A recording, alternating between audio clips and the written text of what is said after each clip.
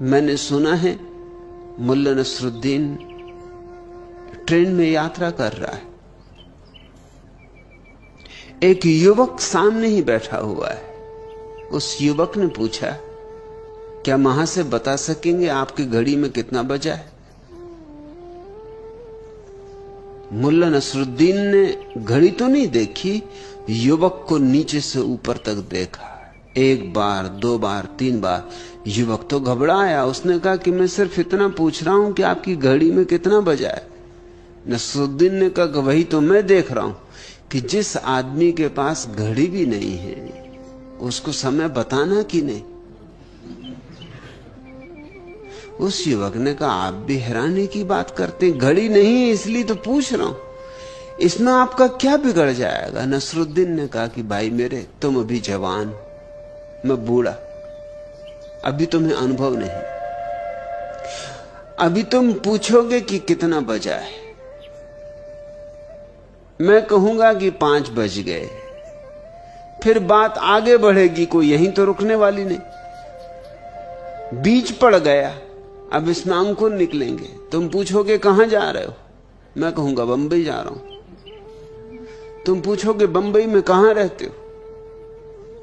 ऐसे सिलसिला चलेगा। आखिर में यह होगा कि मैं तुमसे कहूंगा कि अब बंबई तुम भी आ रहे हो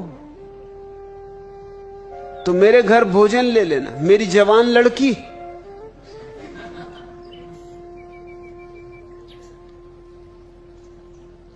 तुम एक दूसरे को देख के जरूर बातचीत में लग जाओगे, फिल्म देखने जाना चाहोगे और झंझटें शुरू होंगी। और आज नहीं कल तुम प्रस्ताव लेकर हाजिर हो जाओगे कि मुझे विवाह करना आपकी लड़की से। और मैं तुम्हें साफ कह देता हूं, अभी कह देता हूं कि जिस आदमी के पास घड़ी भी नहीं है उसके साथ मैं अपनी लड़की का विवाह नहीं कर सकता। हमें हंसी आती है मगर ऐसे ही हमारा मन है। ऐसे ही तो तुम कितने जुगाड़ बिठाते रहते हो। देखोगे गौर से तो अपने मन पर भी हंसोगे। मन शेख चिल्ली, वो दूर दूर की सोचता है, होनी अनहोनी न मालूम क्या क्या सोचता है। तुम जरा लौट के देखो, तुमने कितना जीवन भर में सोचा ऐसा हो वैसा हो, क्या हुआ? कितना उसमें से हुआ? 99% तो कभी हुआ नहीं। लेकिन उस 99% के लिए तुमने कितना समय गंवाया? और जो 1% हुआ उससे क्या हुआ? एक पागल खाने में एक मनोवैज्ञानिक अध्ययन करने आया है। वो पूछता है सुपरिंटेंडेंट से कि ये जो पहला आदमी कटघरे में बंद है और छाती पीट रहा है और हाथ में एक तस्वीर लिए हुए उसे चूमता है और छाती से लगाता है, इसे क्या हो गया? उस सुपरिंटेंडेंट ने कहा, इसकी बड़ी दुख भरी कथा है। जिसकी ये तस्वीर लिए इस स्त्री को प्रेम करता था, विवाह करना चाहता था, लेकिन उस स्त्री ने इंकार कर दिया। तब से ये विक्षिप्त हो गया। बस उसकी तस्वीर ही अब इसका एकमात्र सहारा है। 24 घंटे उसी की धुन लगी। ये मजनू है, आधुनिक मजनू। लैला इसे मिली नहीं।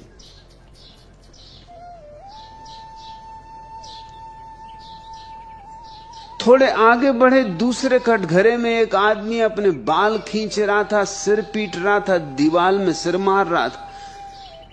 उस मनोवैज्ञानिक ने पूछा, इसे क्या हुआ? सुपरिंटेंडेंट ने कहा, आप न पूछते तो अच्छा था। इसने उस स्त्री से शादी की जिस स्त्री ने पहले आदमी को शादी करने से इंकार कर दिया था। जब से इसने शादी की तब से पागल हो गया। उस स्त्री ने इसे पगला दिया है। वो स्त्री इसकी जान खाए जा रही। एक विवाहित नहीं हुआ इसलिए रो रहा है, सिर पीट रहा है। एक विवाहित हो गया है इसलिए रो रहा है और सिर पीट रहा है। और ऐसा सारे जगत में घट रहा है। तुम पालोगे तो रोओगे। जिन्होंने पा लिया उनसे पूछो, उनकी आंखों में आंसू हैं। तुम नहीं पाओगे तो रोओगे, क्योंकि प्राणों में एक पीड़ा रह जाएगी, कुछ भी ना कर पाए। संसार का अर्थ ये वृक्ष, ये चांद तारे, ये आकाश, ये सूरज, ये नदी, पहाड़, ये लोग, पशु पक्षी, यह नहीं है। तुम्हारे तथाकथित महात्मा तुम्हें यही समझाते रहते हैं कि ये जो फैलाव है ये संसार है। नहीं, यह फैलाव संसार नहीं है। तुम्हारे मन का जो फैलाव है, प्रपंच मन का, वह संसार है। उस संसार से मुक्त हुआ जा सकता है। असंभव सा लगेगा शुरू में कि कैसे अपने अतीत से मुक्त हो जाओ, लेकिन अतीत है क्या सिवाय स्मृतियों के ढेर के? राख है, अंगार भी तो नहीं बची। राख से मुक्त होने में ऐसा क्या असंभव है? राख को ढोना मूढ़ता है। राख से मुक्त हो जाना सहज सरल बात होनी चाहिए। जो बीता सो बीता, अब उसको पकड़ के कहां बैठे हो? तुम्हारे हाथ खाली हैं। हाथ खोलो और देखो, वह जा चुका है। अब तुम रो तो भी लौट नहीं सकता। अब तुम लाख परेशान हो तो भी उसे वापस नहीं ला सकते। समय लौटता ही नहीं, इसलिए पीछे लौट लौट के जो देखता है वो व्यर्थ ही कष्ट पा रहा है। वो अपने को ही अकारण सता रहा है। और कितना समय उसमें जा रहा है, कितना बहुमूल्य वर्तमान तुम नष्ट कर रहे हो अतीत की स्मृतियों में। जीवित को मुर्दे के चरणों में झुका रहे हो, जीवित को मुर्दे के आगे समर्पित कर रहे हो, जीवित को मुर्दे के सामने बलि दे रहे हो। और या फिर भविष्य तुम्हें पकड़े हुए कि कल ऐसा करूंगा। कल तो आने दो। कल पहली तो बात कभी आता नहीं। कल कभी आते देखा है? जब आता है आज आता है। और आज को तुम खराब कर रहे हो उस कल के लिए जो कभी आएगा नहीं। और जब आज की तरह कल आएगा भी तो तुम्हारी आदत मजबूत होती जा रही रोज रोज आज को बर्बाद करने की कल के लिए। ये आदत सघन होती जाएगी, ये यंत्रवत हो जाएगी। आज तुम कल के लिए सोचोगे, कल जब आएगा आज की तरह तब तुम फिर कल के लिए सोचोगे। तुम कल भी यही कर रहे थे। जो बीत गया कल, तब तुम आज के लिए सोच रहे थे। लेकिन जियोगे कब? दो कलों के बीच उलझे तुम जियोगे कब? ये दो कल ही चक्की के दो पार्ट हैं जो तुम्हें पीस रहे हैं। इनके बाहर आ जाओ। ध्यान या साक्षी भाव इनके बाहर आने की विधि है। ध्यान का केवल इतना ही अर्थ है, जो है उससे इंच भर यहां वहां न जाऊंगा। मन भागेगा आदतों के अनुसार, वापस ले आऊंगा, फिर ले आऊंगा। ध्यान की जितनी विधियां हैं, अनंत विधियां हैं ध्यान की, लेकिन सबका मूल सार, सबका राज एक है। किस तरह चैतन्य को वर्तमान में ले आया जाए। जैसे विपस्सना है, बुद्ध की परम विधि।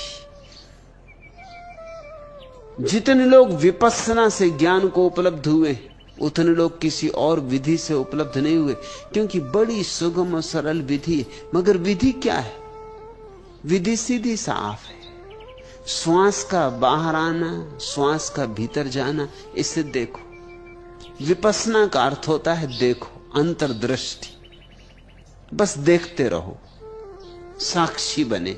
ये श्वास भीतर गई, ये भीतर पहुंची, ये क्षण भर ठहरी, ये वापस चली, ये बाहर गई, ये बाहर निकल गई, ये क्षण भर बाहर रुकी रही, ये फिर भीतर आने लगी।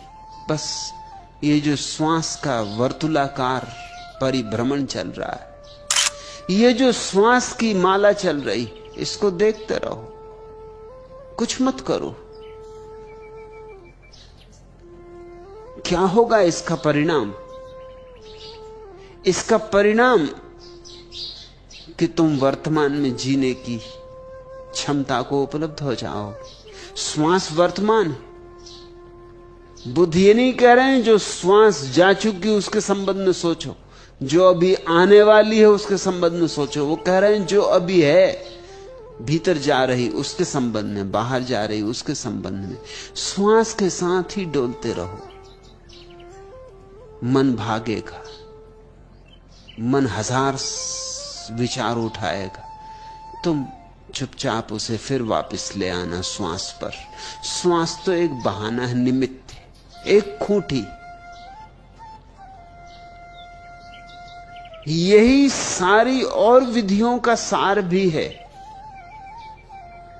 सूफी इसे जिक्र कहते, प्रभु स्मरण।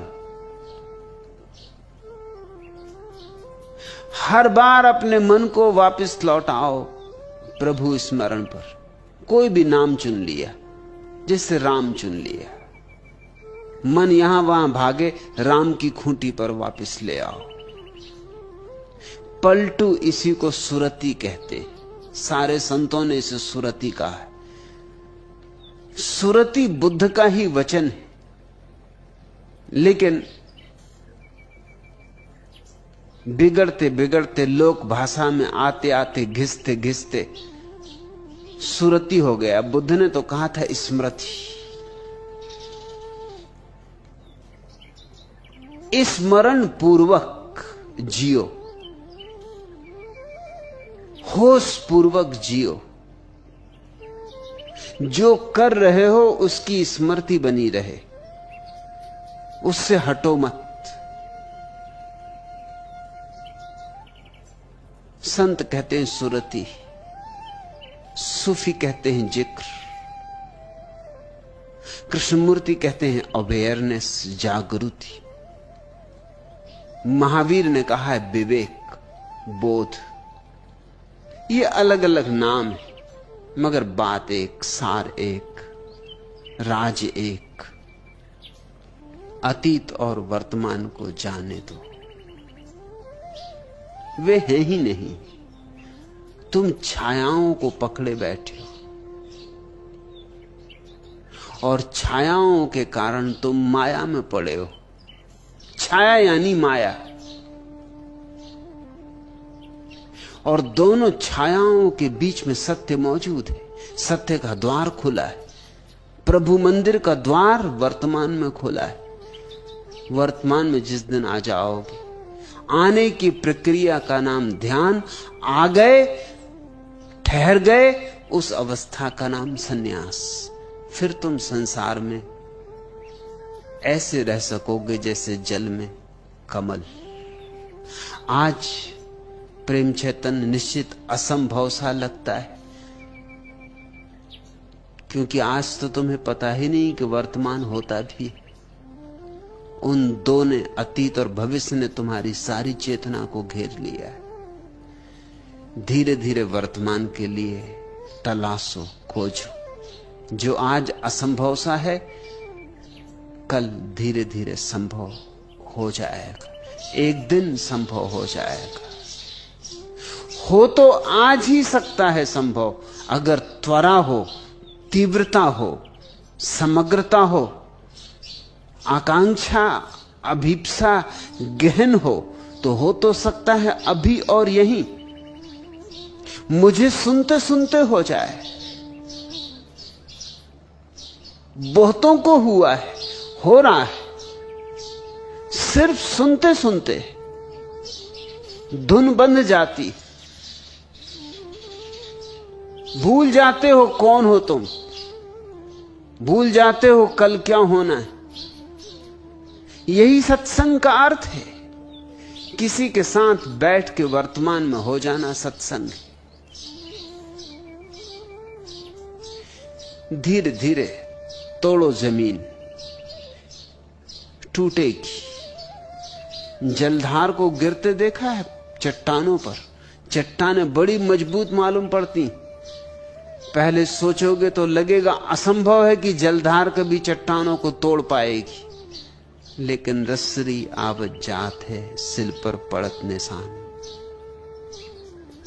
रस्सी आते जाते आते जाते आते जाते कठोर चट्टान पर भी निशान छोड़ देती।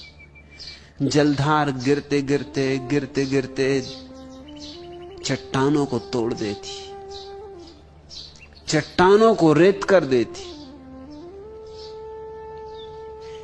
ऐसी ही प्रक्रिया है। ध्यान कोमल प्रक्रिया है, जैसे कोई फूल। और तुम्हारे मन की आदतें जड़ चट्टानों की तरह हैं, बहुत वजनी, बहुत भारी, बहुत कठोर। पर घबराओ मत, वे मृत हैं। और तुम्हारा फूल जैसा ध्यान जीवंत है, और जीवंत में असली बल है, चाहे कितना ही कोमल क्यों ना हो। जीवित फूल मुर्दा चट्टानों को तोड़ देगा। तुमने कभी देखा है चट्टानों में से बीज फूट के वृक्ष बन जाते, चट्टान दरक जाती। जीवित था बीज, चट्टान को तोड़ गया, वृक्ष फूट आया। चट्टानों से वृक्षों को निकलते देखकर तुम्हें हैरानी नहीं होती कभी? अद्भुत शक्ति होगी जीवन की। छोटा सा बीज कितनी ऊर्जा लिए था। न केवल खुद टूटा, न केवल अंकुरित हुआ, चट्टान को तोड़ गया है। ऐसी ही आज जो बीज की तरह है ध्यान, कल वृक्ष बनेगा। उसमें फूल भी आएंगे और फल भी आएंगे, महक सुगंध भी उठेगी। चिंता ना लो। असंभव सा लगता है लेकिन संभव होता है, ऐसा मैं अपने अनुभव से कहता हूं। मुझे भी असंभव सा लगता था,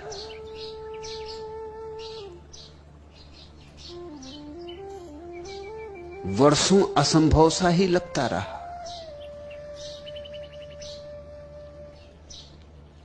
लेकिन मैं अधीर ना हुआ। कहते पलटू काहे होत अधीर। जितना असंभव सा लगा उतना ही मैंने त्वरा से अपनी ऊर्जा लगा दी, उतनी ही मैंने चुनौती स्वीकार की। बस चुनौती को स्वीकार करने की बात है। फिर ध्यान एक अद्भुत अभियान है। चांद तारों पर पहुंचना आसान है, ध्यान या समाधि में पहुंचना निश्चित कठिन है। मगर चांद तारों पर पहुंच के भी क्या करोगे? आर्मस्ट्रांग जब पहली दफा चांद पर चला तो उसने क्या किया? सोच रहा था पृथ्वी की कि कब घर पहुंचे, पत्नी, बच्चों की, मित्रों की। सोच रहा होगा कि कौन सी फिल्म लगी मेरे गांव की टाकीज में। सोच रहा होगा कि आज पत्नी ने क्या भोजन बनाया है। था चांद पर, मगर सोच क्या रहा होगा? सोच रहा होगा कि बस अब एक आध दिन की बात और है कि वापस लौटने की घड़ी आई जाती, घर पहुंचूंगा। चांद पर भी तुम तो तुम ही रहोगे, तुम कैसे बदल जाओगे? इसलिए चांद पे पहुंच के भी कोई कहीं नहीं पहुंचता। लेकिन ध्यान में पहुंच के जरूर तुम एक नए लोक में प्रवेश करते हो।